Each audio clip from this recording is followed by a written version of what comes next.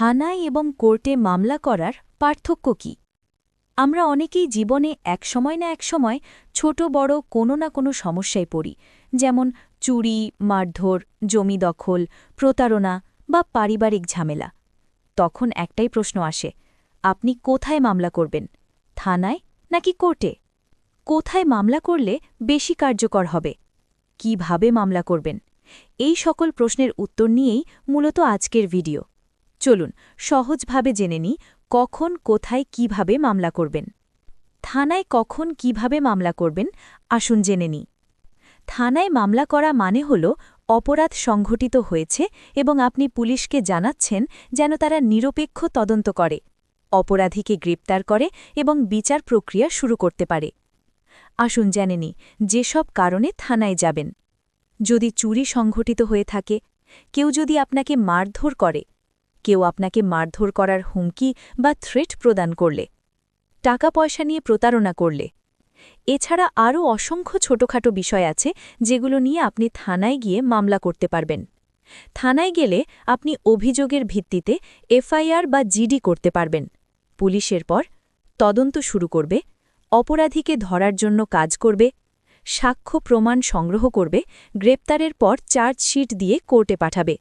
মূলত থানার মাধ্যমে এভাবেই বিচারের প্রক্রিয়া শুরু হয়। কোর্টে গিয়ে আপনি কখন মামলা করবেন? কোর্টে গিয়ে আপনি বিচারকের কাছে সরাসরি অভিযোগ করছেন এবং বিচার চাচ্ছেন। এখানে মূলত আইনগত অধিকার, সম্পত্তি বা আর্থিক বিষয় নিয়ে বিচারক সিদ্ধান্ত দিয়ে থাকেন। যেসব কারণে আপনি কোর্টে মামলা করবেন, কেউ আপনার জমি দখল করে নিলে, চেক দিয়ে প্রতারণা করলে, কেউ আপনার সম্মান নষ্ট করলে, এছাড়া পারিবারিক সমস্যা যেমন ডিভোর্স, ভরণপোষণ, উত্তরাধিকার ইত্যাদি সমস্যা নিয়ে কোর্টে মামলা করতে পারবেন। কোর্টে মামলা করতে হলে আপনাকে অবশ্যই লিখিত অভিযোগ দিতে হবে। এরপর উভয় পক্ষকে নোটিশ পাঠানো হবে, সাক্ষ্য গ্রহণ ও শুনানি হবে, সবশেষে রায় ঘোষণা করা হবে। এখানে পুলিশ নয়, বিচারকই সব সিদ্ধান্ত দিবেন। বাস্তব কিছু উদাহরণের মাধ্যমে সহজে বোঝানো যাক।